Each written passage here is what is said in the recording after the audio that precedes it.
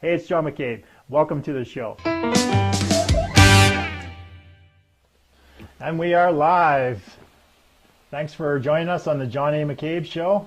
And if you haven't done so already, please like, share, and comment on this webcast. Today is Friday. Anything goes. As you can tell, I'm sitting at the beach. It's, in case you don't know, it's actually a beach in Hawaii. I just jetted out there for the evening, and I just wanted to do the show live from the beaches of Hawaii. I'm sitting with my trusty Corona. I'm ready to get into beach mode for the weekend and see what everyone has to talk about. I got a couple of great guests coming on today, actually, on the John A. McCabe Show. The show is geared towards entrepreneurship, living the lifestyle you've always dreamed, connecting with friends, family, and just growing your business so that you too can accelerate your authority and live whatever life dream that you actually have. And today our first guest actually does that.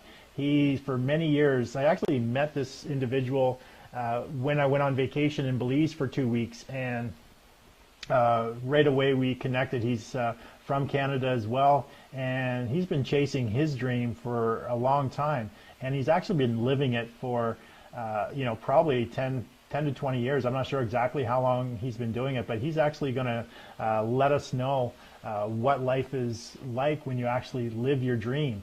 And so without further ado, I'm just going to do a quick transition here, and then we're going to get right into my first guest.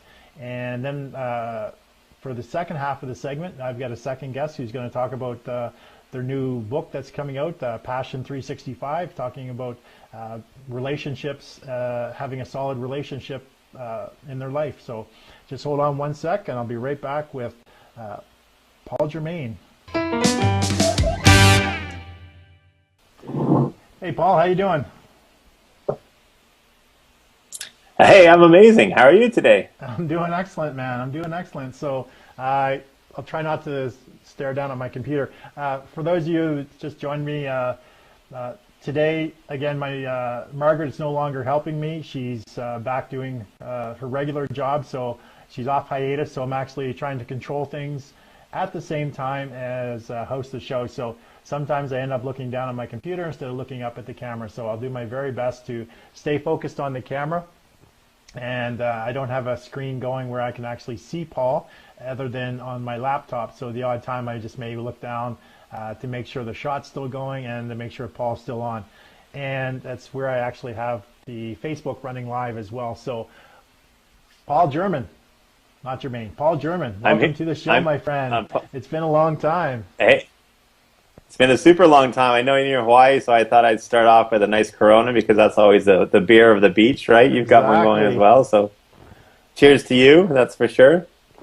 Cheers, my friend. So, yeah, Paul and I actually met when I was on a 2-week holiday in Belize with my friend Jeff, who's now actually, I don't know if you know this, Paul, Jeff is living in the Philippines. He married a girl from the Philippines. Oh, no way, that's amazing. And instead of him moving her up here, he decided to leave his job and live off his investments and move to the Philippines and be with his wife, and they're expecting their first baby in December. So the plan is I'm looking to head down in December when their firstborn child is coming into the world. So I'm sure you remember Jeff from our time in Belize, but let's talk about you, Paul. Let's talk about sort of how you ended up in Belize, and now you're in Costa Rica. And prior to that, I think you were in adventure sports or adventure touring. So just tell people a little about the backstory of Paul Germain, sort of your origin story. Well, my origin story, yeah. So I'm definitely Canadian. I've been pretty lucky, I suppose, as many people I've met along the way to grow up in different places. My mom and dad brought me to Brazil a couple times as I was growing up, so I caught that whole flair for traveling and cultures and languages and things. And that's led me to moving across Canada, doing a lot of different things. And exactly as you said, I started out in the outdoor adventure tourism business when I was about 16 years old, and never really looked back.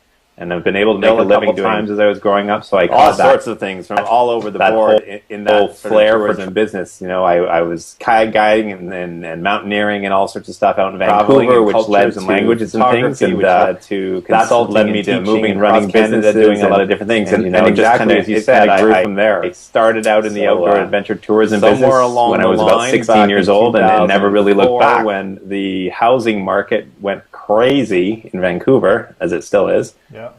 To my wife at the time, Callie, two of us decided that two adventure guides weren't going to be able to afford a 600% overinflated house, so we started looking at options offshore. Obviously, it wasn't a huge trend at that time, but lots of people doing it, and we ended up in St. Lucia running some resorts, managing a resort there for a while, and we're able to move our way through the British Virgin Islands and then into Belize. Belize got its talons in us, if I can say that. And it was absolutely fantastic. We hooked up with one resort offshore, about a mile and a half offshore, or sorry, an hour and a half boat ride offshore rather, called Turnoff Island Lodge, and that was the end of that. We ran resorts for 15 years, and all sorts of skill bases came from there. But you know, in the tourism business and the travel business, you have to be a jack of all trades. You've got to do everything, and that's what's really allowed me to be able to move to different places and kind of guide my own life versus being guided by others, if you will, and not having choices, right?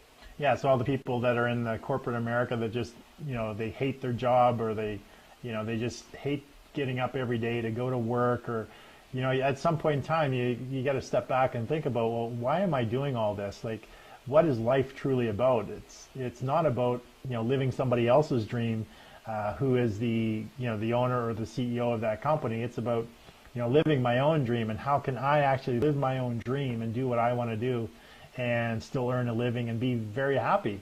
Because I'm sure there's one thing I know about you, Paul, you're extremely a happy person. I don't think I've ever seen you sad or upset, or, I mean, you're living in paradise. You're doing exactly what you love to do. You love people. You love connecting with people. And I think the job that you actually are doing, it just enables you to do that on an ongoing basis. Well, you know, and thank you, and that's what I try to present in my life on a daily basis, right? Because what's lucky about what I get to do is that I get a choice, and I get to choose my direction. Of course, it's not all, you know, beautiful roses and all that stuff. There's always the stresses of what we need to do in life to create revenue to allow ourselves to do the things we love. But you said it right, and I think we were talking before the show for a little bit how one of the things that I don't like hearing as I go around the world and meet people and do talks on moving offshore and other different things is people who feel they can't do anything about the life that they get up to daily and don't like, right? And say they don't like. I'm not saying, and you're not saying by any means, and I don't think anybody listening would say that if you love the corporate world and you're in that and you enjoy that thoroughly and it satisfies your goals, then you should be completely doing that as much as you want to do that. That's fantastic. So don't get me wrong there. But if you wake up every morning, feel like you're stuck, say, I don't like this, I hate this, I can't believe I'm doing this, you're not motivated to go to work and do other things, and that obviously affects other parts of your life, then you have the option to certainly take a chance, take a look at things, and make a plan. And you know, you never know what kind of alternative lifestyle you can look for that might create a better or healthy environment for you in all sorts of different facets. And it's out there and it's possible. And I've been very lucky to be able to grasp onto that and take that by the horns and live it. So it's fantastic for sure. Yeah, there's one thing you touched on, though. I don't think luck had a lot to do with it. It's basically you taking action and pursuing what it is that you actually wanted to do in life, and being consistent on a persistent basis to make that actually a reality and be able to make a comfortable living or a good living, doing what it is that you love to do and living in places that you love to live, places that it's, like behind me where it's sunny, it's beachy, and there's water all the time, and just an amazing environment. You come up to Canada, I believe you're at your family cottage right now up in Ontario, but you get to come back to Canada and then head back. It's going to get cold here very soon, so you get to head back to the tropical weather and enjoy that.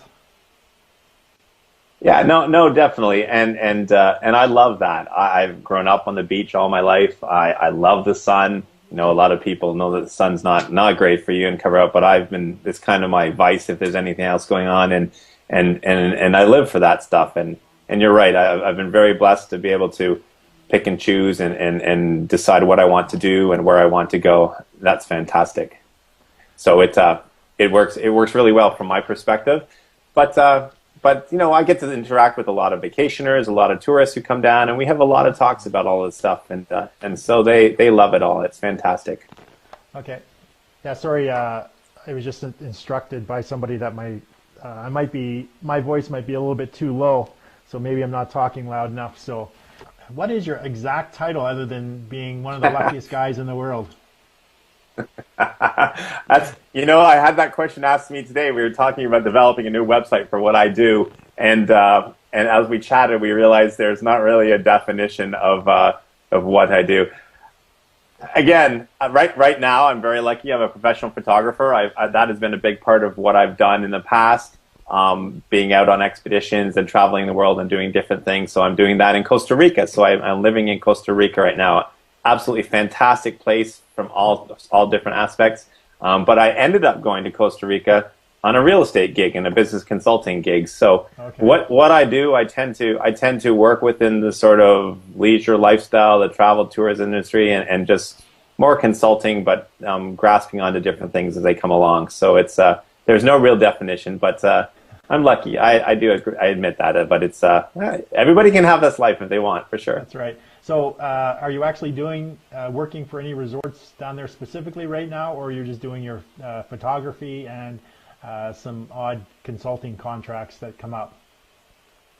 Exactly. That's what I'm doing right now. I live in Costa Rica. I do my professional photography business, or I'm developing it right now as we go. As I say, I've done that for many, many years. And so that's what the next year is going to be all about, is doing my photography business and really enjoying one of the greatest passions that I have for once, making some good decisions, doing some more traveling and doing some expedition photography and some other things down there. We're working on developing the whole business plan from the websites and the social media side of things, and we'll get that up and running soon. But it gives me a chance to travel. I got very lucky with my photography. I was in Venezuela and Colombia 4 months ago with some clients, leading them through the Orinoco Delta, which is the jungle, the Amazon basin in Venezuela, and I got to spend some time with 3 different communities, tribal communities there in different areas, and actually spent some time with one group of people deep in the heart of the jungle who'd only seen sort of outside people once in their life before. So it was a life-changing experience for me. And it really takes you back, because I constantly talk about, I mean, we all look at the world around us, and it's a very busy, complicated world, right? With our technology and the things we have to do. And so one of the things I love to do, and I love where I live, is we simplify things. I remember selling everything in Vancouver and moving offshore with 6 bags. Yeah. Two bags of dive gear, 2 bags with a laptop and some clothes, and simplifying that and feeling that whole weight just disappear and go away and go, we're pretty simple now. And then I lived that life for a while, and then I go down to this community of people who live in the middle of the Amazon, in the middle of nowhere, and I thought my life was simple. Oh, their life is so simple. They run around with smiles on their faces all day long. They have to eat, they have to drink, yeah, and they have to have shelter. But other than that, that's what life's all about. So it was pretty life-changing. So some lucky things happening for sure. I can just imagine. I can't even imagine what that was like. Encountering people who have only ever seen outsiders once in their life. And when I travel as well, I try to get into the local communities, the local habitat, get off the touristy route to see how people actually live. And you know what? I see a lot more happier people with a lot less, some of them with just barely a shanty to live in, but they're always happy, they're always smiling, they're always laughing, because life is so simple to them. It's, they don't have all the trappings that we get here in the Western world, getting mired down in debt and then having to keep a job that you hate, or stay working at something that you actually hate because you need to pay off the debts that you've incurred over time. Or these people are just living that happy lifestyle, and they're just, there's so much peace in places like that. Until obviously you weren't down in Venezuela during the unrest, were you? Where all the social unrest? You. We don't need to go into that. We're on a happy topic right now. Okay. Yeah. As long as you weren't involved in any of that or get wrapped up in any of the nastiness, but you made it out, so I guess it was okay. Yeah, Venezuela's in a tough time right now, and it's really hard on the country. It's a beautiful, beautiful country, and the people are suffering immensely for all sorts of different reasons. It's really unfortunate to see that. But what you said is absolutely right. The world doesn't necessarily have to have a zillion different things to make themselves happy. I was down in Costa Rica doing a photo shoot for a group of people doing some community service, and we were painting a recreation center for this small village, this pueblo, and literally these three boys played with a cardboard box about a foot high and a foot wide, and all they were doing was running it back and forth across the floor and laughing their heads off for about an hour and a half.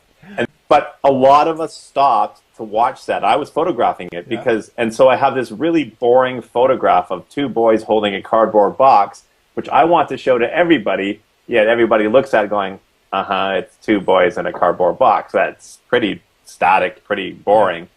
But to tell the story of exactly what you said is, how do we make ourselves happy? How do we simplify things? How do we, take ourselves out of the box and play with the box and see what happens? These guys ran around just pushing it across the floor. There was nothing else involved. One would push it the one way, the other would push it the other way, and one would fall over, and it was the funniest thing in the entire world. So that when you can experience some of that stuff, like you said, when you go away, or people who go away and do community service, or get involved a bit more as they travel in things that are going on, you pull out great rewards that are great, that I think really are intrinsic and go inside of you, that you can learn from, but you can also take home to your daily life. And that's one of the huge blessings of traveling and moving away from your comfort zone a little bit, but also even living in different locations. And I think, living in Costa Rica, having been in Belize and many other places, I don't move because it's the glory of the beach. I move because I honestly and sincerely love cultures, languages, and want to get to know, local people. Yeah. There's a lot of expats all over the world, and expats are people who move from their home country, right, who, will go down to another country, and you'll see them all sitting at the bar, the Canadian bar, with a whole bunch of Canadians talking about Canada, exactly, day in and day out. And it's kind of like, guys, like, we're going to import some Canadian beer, and we might as well be back in Canada. What? So it's great to be able to, and with the people, and spend time with them doing the things that they do, and as opposed to just hanging around. And I noticed that when I was down in the Philippines, I was down twice, each time for a month, and you can see the congregation of the Westerners in a bar where they're actually hanging out and drinking together or whatever. It's a weekly thing. Once a week they get together. But it's for that particular one, it wasn't every single night, but you can definitely see it there where they sort of conjugate, and just to, I guess it's a comfort zone or whatever it is, or that feeling of home by being with people that come from the same place. I'm not exactly sure. Something like that. But so let's talk a little bit about how you're supporting yourself right now. So you're doing the photography. Are you selling your photos to like journals or magazines, or just to tourists? How do you support yourself with the photography? Well, that's a good question. I'm in a transitional period, and that's not a scary thing, although it can be very scary, a transitional period where I'm moving as well away from, albeit not corporate world, but intense work scenarios where I've created some revenue by running resorts, general managing resorts for a long time, working 7 days a week, 24 hours a day on call, basically, on private islands and different other places. Gorgeous, gorgeous places, but work is still work, It's funny, I had a guy, Jack Lipa, who's a harmonica player, great harmonica player out of Chicago. And I went up to him one day in Belize at Crazy Canucks. You may have been there down at the resort that I ran. Yeah. And I said, Jack, I need you to write me a song. He's like, what's up, Paul? I knew him pretty well. He's like, what's up? What do you need? And I go, I just need a song because everybody looks at me and goes, oh, you have shorts and flip-flops on. Life is good. What are you complaining about? There's nothing to complain about. I'm like, well, you know, I work 24 hours a day, as I said, 7 days a week for 5 or 6 or 7 months straight before I get a day off. And it's tiring because you're working with people all day long. So he goes, oh, yeah, you know, you're right. What's the title of the song? And I said, the title of the song is Work is Still Work, Even in Paradise. Exactly. And if you go on YouTube and look up Jack Lipa, you can actually maybe find Work is Still Work, Even in Paradise. But I moved from that into this consulting job in Costa Rica, as I said, and then after that, I just decided it was time for me to do what I really love, which is my photography. And so we're creating some revenue now through different ways, doing some real estate photography, some architectural photography, and some tourism sort of portraitures and stuff down there. But my true love is still expedition photography. So I'm developing my expedition photography, going with people on trips, you know, and taking photos while they're on trips, and then producing books for them afterwards, so they can have a great document of their epic trips, and also getting into fine art. So absolutely right. I'm going to be selling some of my work for fine art, for wall decorations in hotels and condos and developments and things like that, and other people online. So those are the directions that I'll really be pushing in a little while. So lots of fun. Excellent. So I got a couple shout outs here. My friend Jim House is watching live from San Diego. Jason P. Jordan from Germany, who's going to be moving to Italy very soon. Jason says cheers, so we got to give him a cheers, Paul. Oh, cheers. Yeah, for sure. Corona all the way. And Jason wants to know, what's the best way to shoot photography using a green screen? Well, you make it look like you're in a beach in Hawaii. That's what I do. Yeah, no, it's not that hard, actually. I mean, the green screen is you can do anything in front of a green screen because it's easy to cut things out of and transport them onto something else. And you have a lot of technology to do that too, right? So in my experience doing green screen, lighting is important, even lighting, and having the screen so it's as wrinkle-free as possible.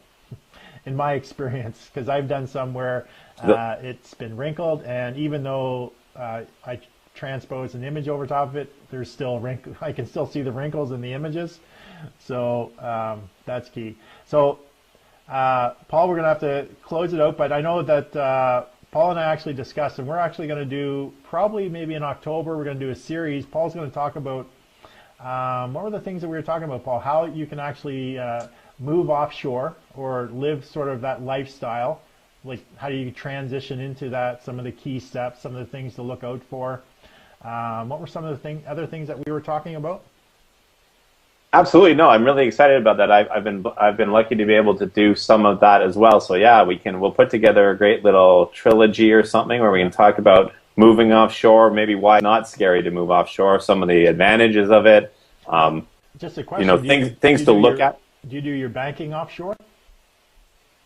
I do. Everything is offshore for sure. No, exactly. I was going to say some of the top 10 things that you want to look at when moving offshore, because obviously if one was to, even if you go on vacation, you want to know that if something happens, you've got some good medical care around you. You want to know that, you know, life these days doesn't have to flip on its head for you to do that. So it'll be really exciting to put that together, and I think it'd be really valuable to some of the people who are, you know, whether they're in the United States or anywhere. You know what I sense from a business standpoint? You got something going on? I sense a book, and I sense a information product and selling the book, which leads to the information product that actually teaches people actually how they can do this themselves.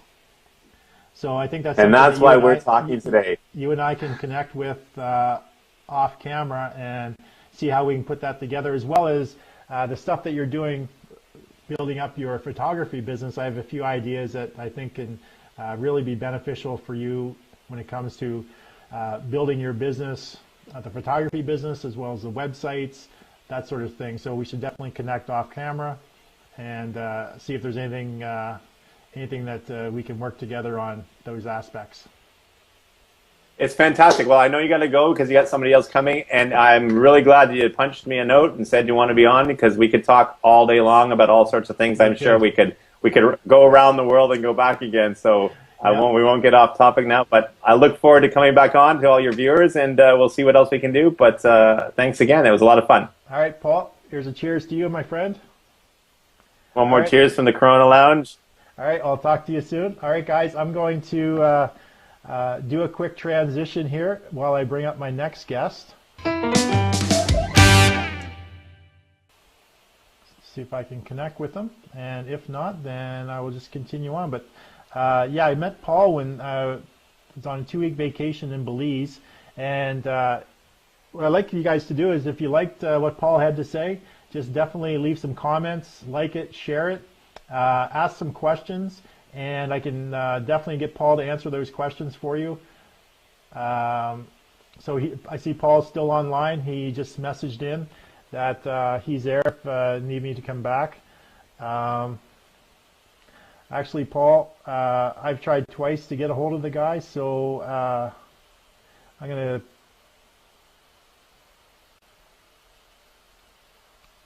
try him one more time, and then if I don't get a hold of him, then I'm gonna connect with you again, Paul. So that we'll continue. All right, so I'm calling Paul back, and just hold on one sec, Paul, while I work you back in here. So bear with me for a sec, guys. I'm just bringing Paul back on because the other gentleman wasn't available. He said he was going to be available at that particular time, but he wasn't there. So there we go. So can you just get some audio from you, Paul? Hey, are you there? I'm here. Oh, yeah, I'm here. So I'm back. We're good. So now let's, since the other gentleman can't come on, so now actually let's talk a little bit about the business stuff that you're working on right now, and because I have a few ideas for you when it comes to helping you out with your business. So why don't you just tell me sort of what you're planning as far as the business goes for your photography business, how you're trying to position that, who your ideal target market is when it comes to selling it. Just let me in on your thoughts with regards to the business. Yeah, sure. It's not an easy answer to that, because I literally was talking to somebody today, and their comment back to me was, "Go back to your desk and figure out what you want to do." So, but you know, one of the things that I really love, and I love as obviously has come across, is that I love traveling around and around the world, and imagery is very important to me. I find it very powerful. So that's what I really want to focus on, is finding ways to be able to get on board vacations and trips and travels and tourist companies. And as a photographer, I've done a lot of guiding as well, so that comes with it, and me and my personality comes with it. But I think there's a nice niche market for people who go to places and either want to have somebody come with them full time on a trip, to document it for them so they can have a book and a memory, or even to hook up for a day with them if they're in a certain country and do some photography just to help them remember the experience and things like that. So that's an area I'm going to pursue. So you weren't actually not being the guide, but being the person who they hire a guide or go on a journey, and you're the photographer sort of capturing all of their experiences. But you're not the actual guide. It can be both. I've done a lot of international guiding, as I say, from Antarctica to the Arctic and all points in between. So certainly that's possible, and I may put together some photography trips or some trips where that becomes. But what you don't want to do is one doesn't want to get caught in the guiding side of things and not be able to get the imagery that one wants to get. A lot of times, as a photographer on a trip, you need to step back and away from your clients so that you can capture them in the essence of what's going on versus standing right beside them all the time. So in the optimal world, it works having a guided trip and a photographer who's strictly there. It definitely costs a bit more money, so there's a different market niche for that. Right. But on the other side of things as well, being in Costa Rica, I love the area that I'm in there, and certainly going after some local markets for real estate and architecture and some portraitures of vacationers and some other things. There's a definite market there as well. And maybe two separate businesses, for lack of other words, where I focus on my everyday business down in Costa Rica, and then 2 or 3 times or 4 times a year get out to go on some trips and stuff like that. But those are the things that I have to come up with and figure out exactly how it's going to work together. What are your thoughts on that? Well, I was just going to ask you, would you consider your business to be the guiding and the touring like a higher end product, a higher end price point for somebody that's looking to hire you? Obviously, if you're going to be the guide and they're flying you to Antarctica to not only guide them but to be the photographer, that's a higher end price point. But even in Costa Rica, if someone hires you to go guide them and do a photo, capture the events all along the way, sort of, how do you see that from a pricing standpoint? You consider that a higher end product? It'll definitely. For me, I would definitely think that they're getting not only a very well experienced tour guide who's been doing this all over the world, but they're getting a world class photographer all wrapped into one. That's definitely a high price point in my opinion. So definitely don't try to sell yourself short.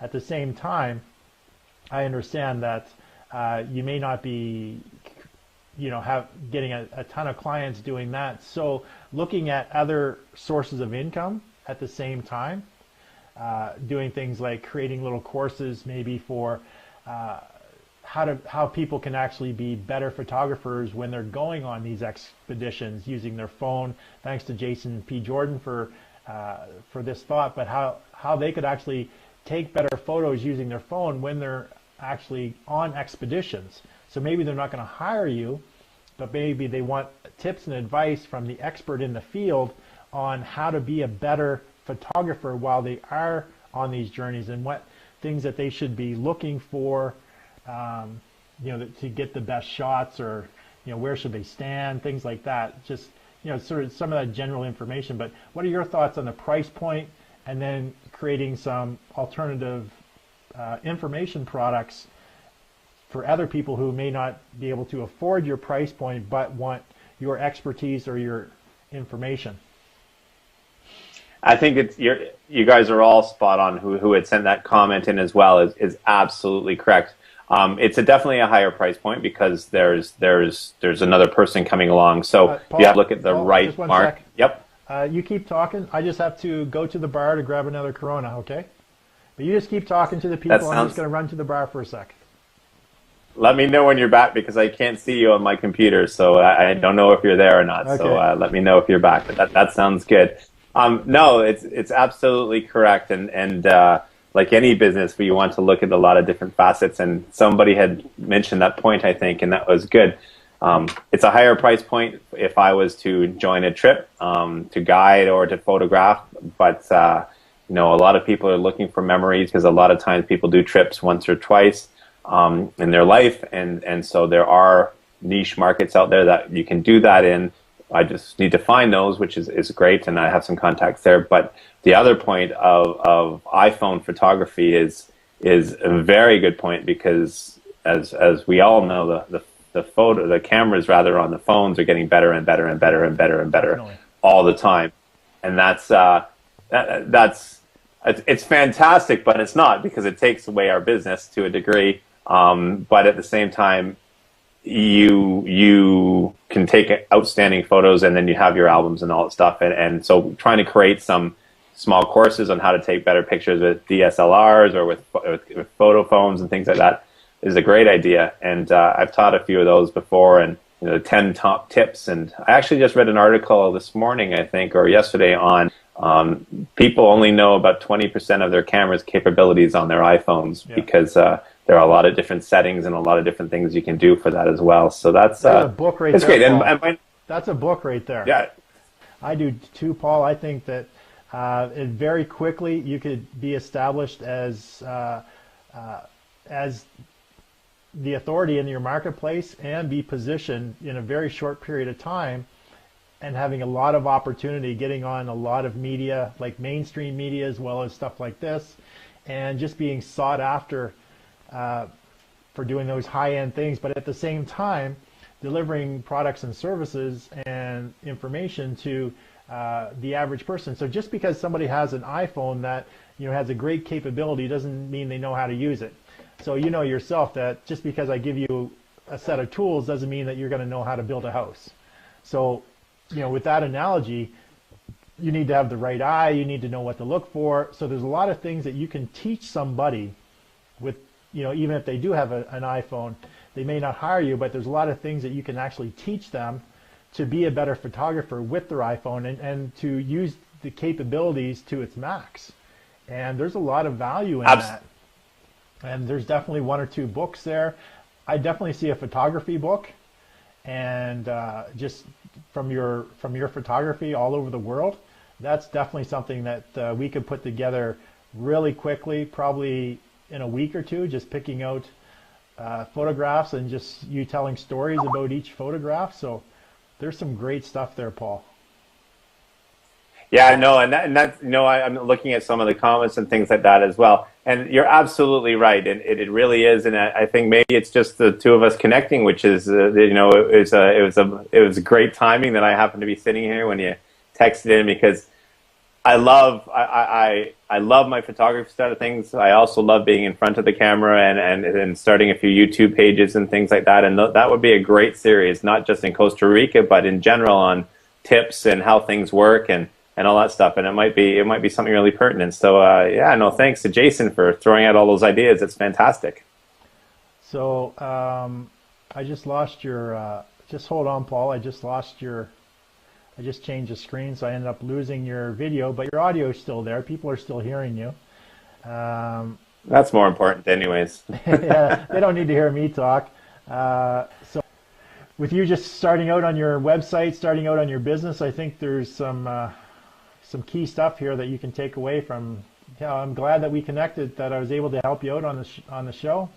I'm glad that you're connected, that you entertained the audience and gave them some great stuff. But hopefully you can take away from this stuff, and maybe we'll connect offline to help you out with your books or any other business stuff that I can help you out with to make sure you're steered in the right direction and get you there.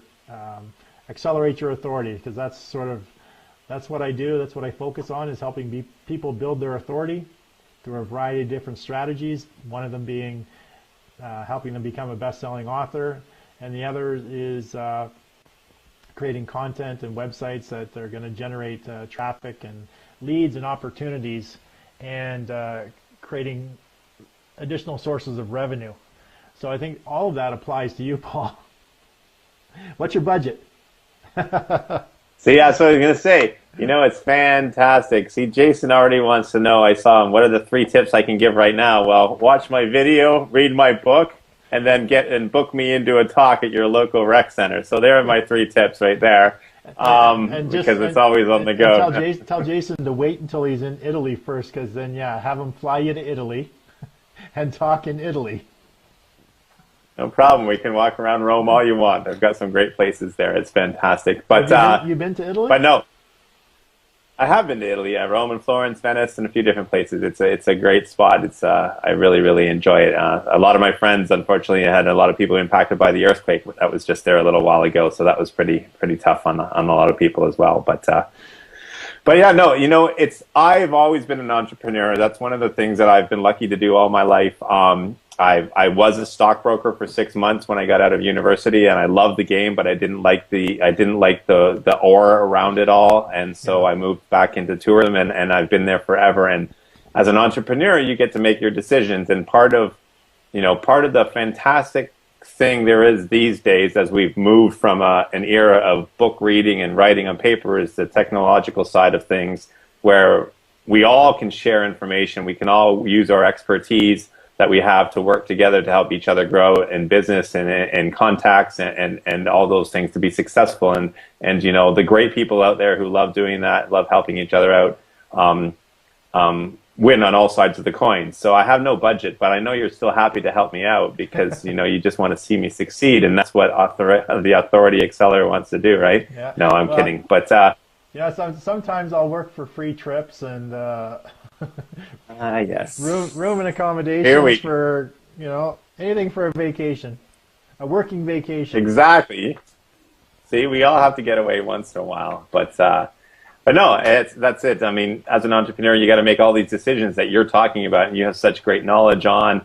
And it's hard. It's hard to take the jump and commit to it, whether it's financially or whether it's saying this is what I want to do for the next 2, 3, 4 years or whatever that might be. But the rewards are fantastic, as you know, and a lot of your cohorts know, and a lot of the clients know and stuff. You do your own thing, and you can go on vacation when you want to, or you can come up with unique and dynamic ways, and nobody's going to tell you it's not the right thing to do. And you can experiment, and you can take a left turn or a right turn and see what happens. And if it doesn't work, you can come back to this side. So, you know, entrepreneurialism is all about the cans, and the cans. And, you know, everything doesn't always work, but that's where we learn from, right? As you know, and we learn and we keep growing. So I'm really lucky to be able to do that all my life. And I had my photo business in Vancouver for a long time.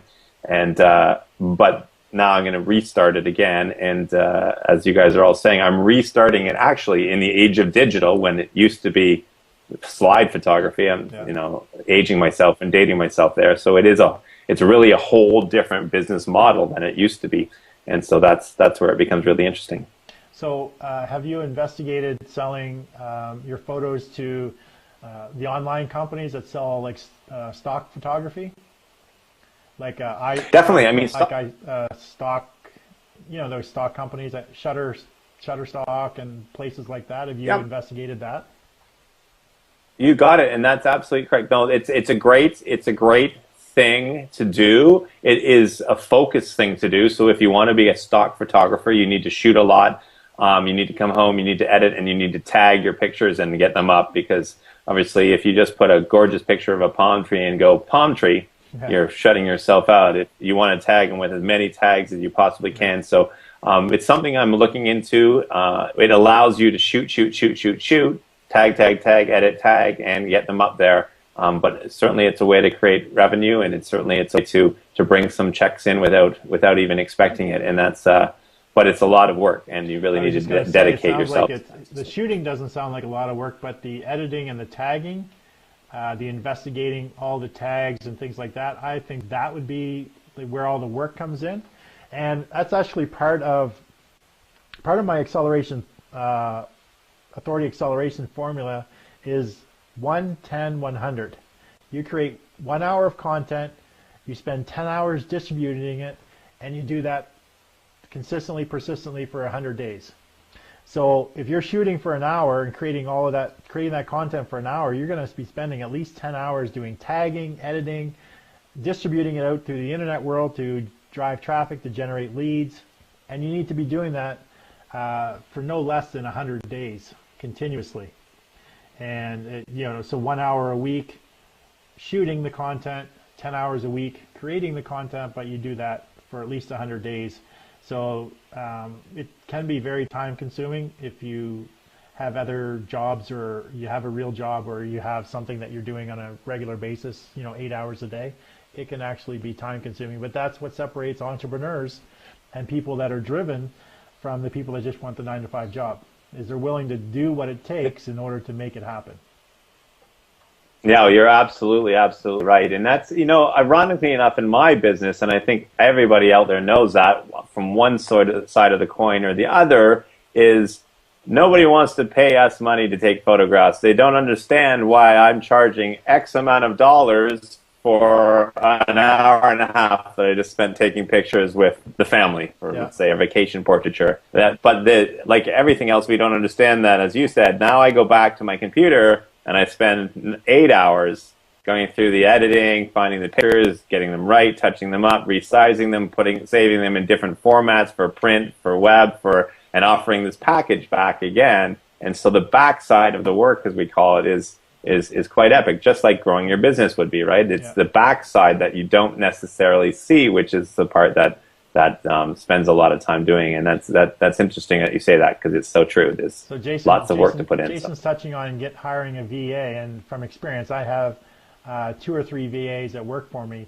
I don't know what it's like in the photography field when it comes to the editing part, how finding a good VA that could edit the photographs to because they would need to know exactly what you want. So from my experience in hiring VAs, you would need to actually create almost like a training program, a video training program explaining exactly how you want things edited, what formats you want them in. And then when it comes to the tagging portion, you're also actually going to have to create sort of a video training program as to what they need to research for tagging, how you want the tagging to be structured, things like that. So you're almost creating a course for the virtual assistant in order for the virtual assistant to do the work to have the work done in the way that you want it done. I think it's very key, because just hiring a VA, and I've done this many a times, just hired a VA to do stuff, who claim that they know what they're doing, but the thing is they don't know what I know or what I want them to do unless I actually train them specifically. And I find the most effective way to do that is either doing screen sharing, where I actually voice over capturing my screen as I'm actually doing it and talking to my screen, telling them exactly the steps that I'm taking and what I want them to do, or creating a training program basically so they can actually watch it and they learn how to do it over and over and over again. I think that doing something like that is probably to your advantage, and then you can hire a virtual assistant who actually will do that for you for a much lower cost, and it takes away all your time. So then you're just focusing on actually taking the pictures, and then they do all the back end work, which is 10 times the work that it is to take the pictures. Both, Jason. I see you writing that, and that's fantastic, and you and as well, John. It's definitely right. The hardest part, from that aspect, from a stock point of view, I think that would work very, very well. As I sit in my room right here that I'm in, I have about 70,000 slides that are in boxes that at some point need to be gone through, edited, thrown out, and kept and stuff. And that's exactly what a VA or anybody, not a VA, because they'd have to be hands-on, could help with. But a lot of things from fine art and stuff that I might get into is really personal, because it's very artistic, and so I find it tough to be able to do that, because we're all different. We all like different things. We all have a different eye for something. We all look at things. Certainly there are parameters, and there would be rules. If this bird's beak is not in frame, it's cut out somewhere, then we're not using it because it doesn't look right. Of course, yeah. that's or it's blurry or anything. But I know, I'm pretty sure that I could show you 10 pictures, and my favorites wouldn't be the same as your favorites would be, and so on and so on. But as you say, it's definitely a great idea from that side of things as well, because if we get into stock stuff, it's absolutely important, and I want to keep shooting, and that's what I want to do. So I want to travel around, I want to keep shooting, and that's what I love the most, and I don't mind editing. I must admit, I come home after a photo shoot, and I really enjoyed looking at them. When I used to shoot film, we went to Antarctica, and it was like Christmas. It was like a kid in a candy shop. I'd come home with 150 rolls of film, and I'd take them into my camera store, and I'd sit for 3 days waiting for the phone call. And then a phone call would come, and they're like, your slides are ready, and I'd run over and get them, and I had bags and bags and bags of slides, and I'd go home to the light table that I'd made, and I'd take one sheet, and I'd lay it down, and I look at them through a loop, which is kind of a magnifier that you can see, and I'd see 3 great shots, and I'd get all excited, and I'd call to Kelly, who was upstairs, come on down, you have to see these, and she would yell back going, you know what, go through all your pictures, find the top 15, and then call me. I'm not going to go up and down stairs for the next 3.5 days while you go through these, because they were so excited to look at, right? So I love that aspect too. You, as a photographer, when you shoot stuff, you know what you're getting to a degree, right? I mean, a lot of people always ask me, what's the difference between a professional photographer and an amateur photographer, for lack of other things, and there's not a straight answer, but in general, a an amateur photographer is taking fantastic pictures these days. They're doing outstanding work with all the cameras and all. Everybody's got an eye, but they take a picture, they look at it and go, "Look, I got a great picture."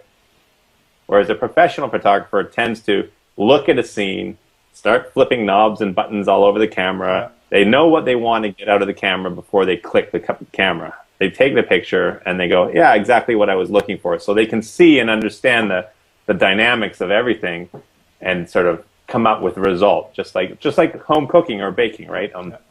Is you know what you're going to get at the end. So just one last question. We're pretty much out of time. So Jason wants to know, is there a search tool for stock photo that would show you which terms are most searched? So is there a way to tell what people search for most when it comes to stock photography? That's a really good question, Jason. I don't know the stock business that well, so I'm not sure.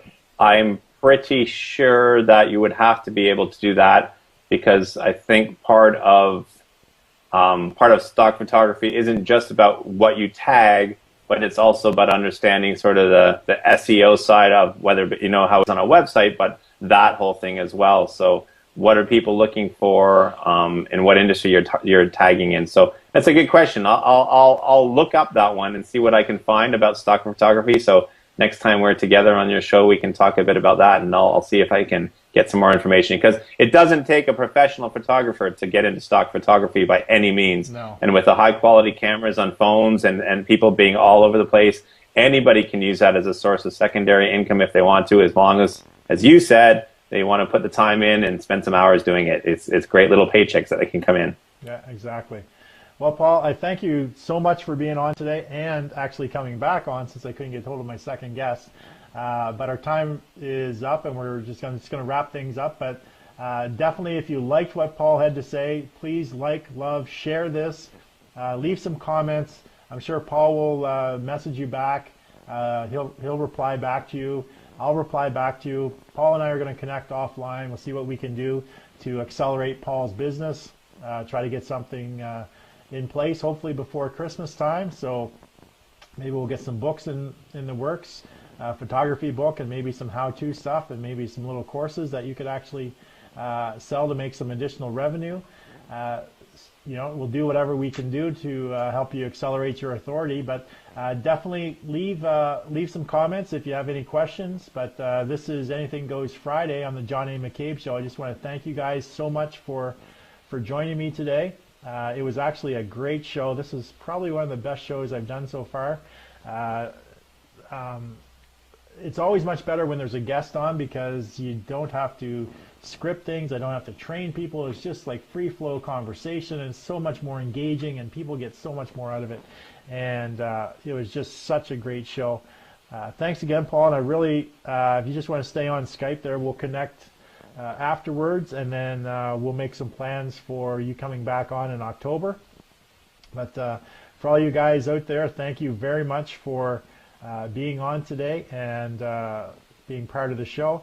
And I look forward to seeing you guys next week. There's not going to be a show on Monday. Monday's a holiday, and so I've decided not to conduct a show, but we'll be back on Tuesday. And our special guest on Tuesday is Jason Prawl, and Jason's going to talk to us about how he's growing and building his business through shooting a documentary. So he's in the process of shooting a documentary for cancer, and he's going to tell us a little bit about how he's going to use that and position it to grow his authority and expertise in his particular business. And then on Wednesday, I have comedian and funny man Jamar Johnson from LA, who's also a serial entrepreneur. He's going to be on talking about his entrepreneurial journey since he left the U.S. Marines and he became a comedian, and sort of what he's gone through and what he's been doing since then. And on Thursday, we have Hot Seat Thursday, where I'm going to be doing some live coaching with Wendy Zelmer. Wendy has a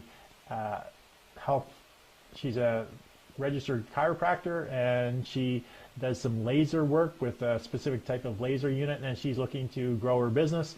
So we'll help her see what we can do to help her grow her business. So thank you guys. That's next week's show. So I'm going to sign off for now. So hope you guys have a great weekend, and I'll look forward to seeing you guys next week. Take care.